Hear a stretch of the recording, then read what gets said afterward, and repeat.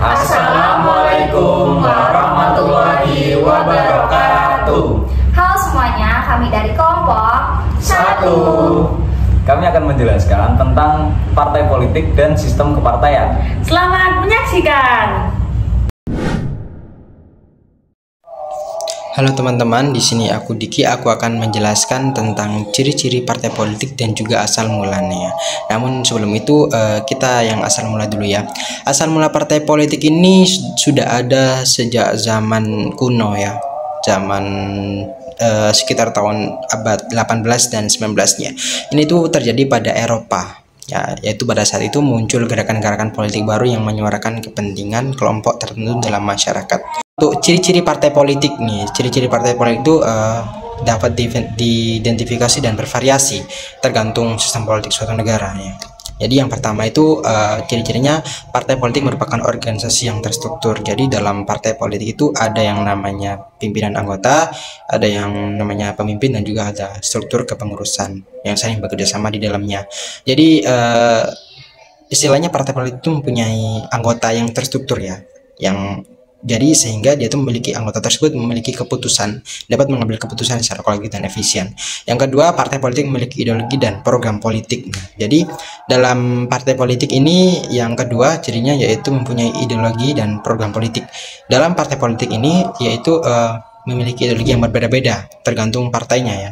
Partai A itu memiliki ideologi seperti ini, mempunyai program seperti ini, tergantung dalam partai tersebut. Dan yang ketiga yaitu partai politik membutuhkan anggota yang solid dan dukungan dari basis pemilih.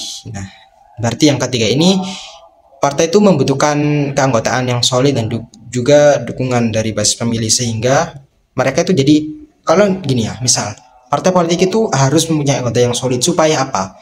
Supaya anggota atau partai tersebut itu berhasil dengan terpilihnya suatu anggota yang menjadi pemimpin. Karena jika dalam suatu organisasi tersebut solidnya, dan akhirnya dia tuh bisa mendapatkan hal yang dia inginkan, yaitu mendapatkan kursi pemilihan. Nah, begitu. Nah, yang keempat yaitu partai politik memiliki simbol dan identitas yang membedakan dari partai politik yang lainnya. Jadi yang keempat ini partai politik itu mempunyai simbol tersendiri yang membedakan dari partai satu yang partai lainnya. Begitu. Ada yang simbol ini, ada simbol itu.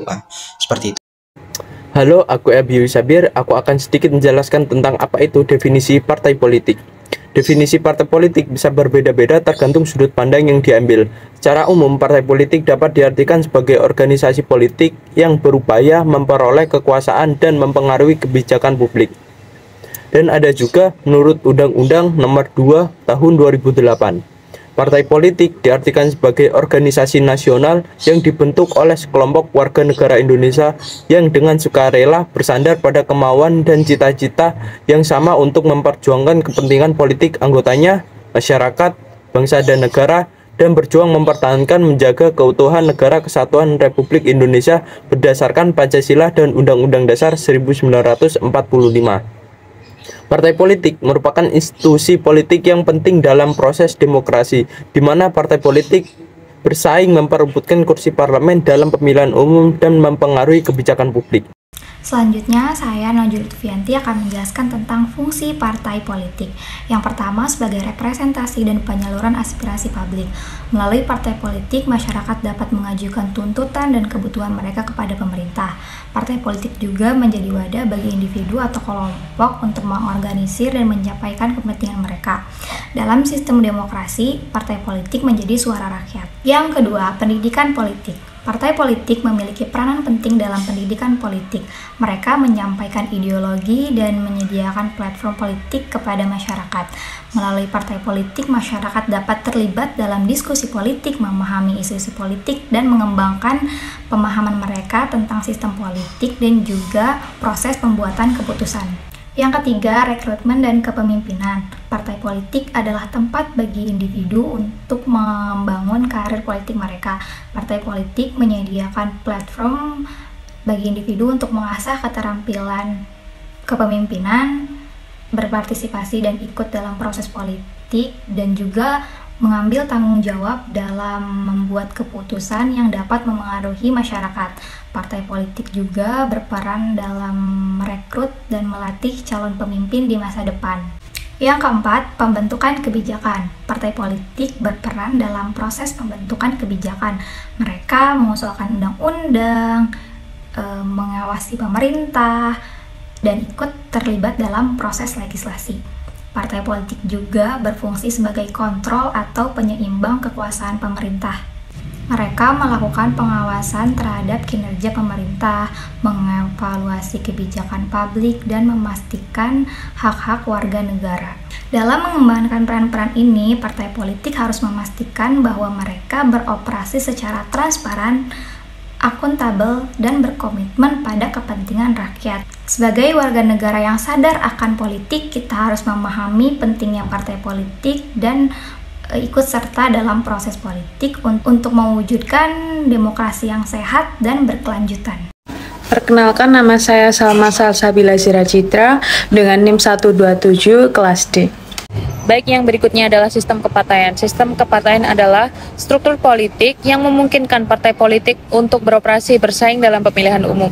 Dalam sistem ini, partai politik memainkan peranan penting dalam membentuk kebijakan publik, merekrut kader politik, dan mewakili aspirasi masyarakat. Ada beberapa bentuk sistem kepartaian yang kita ketahui.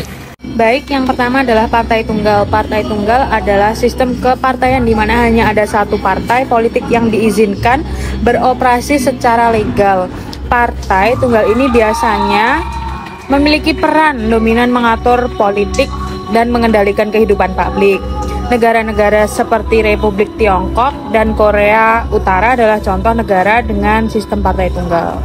Yang kedua adalah Dwipartai. Dwipartai adalah sistem kepartaian di mana ada dua partai politik utama yang bersaing untuk memenangkan pemilihan.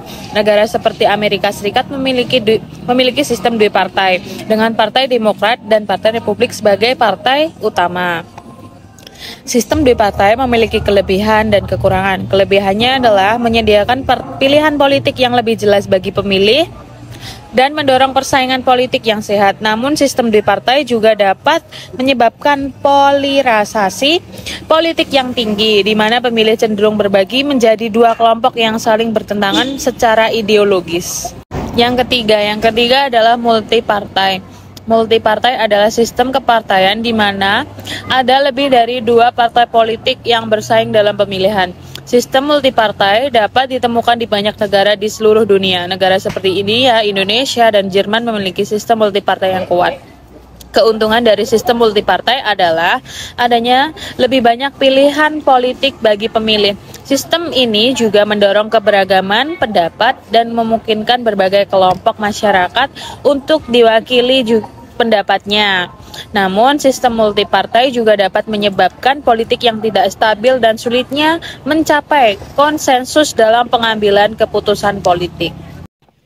Baik, perkenalkan nama saya Arya. Kali ini saya akan menjelaskan sedikit tentang beberapa pendekatan yang ada dalam sistem kepartaian.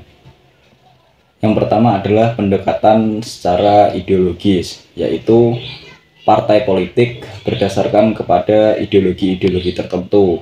Seperti contohnya adalah ideologi konservatif atau liberalis ataupun sosialis dan sebagainya.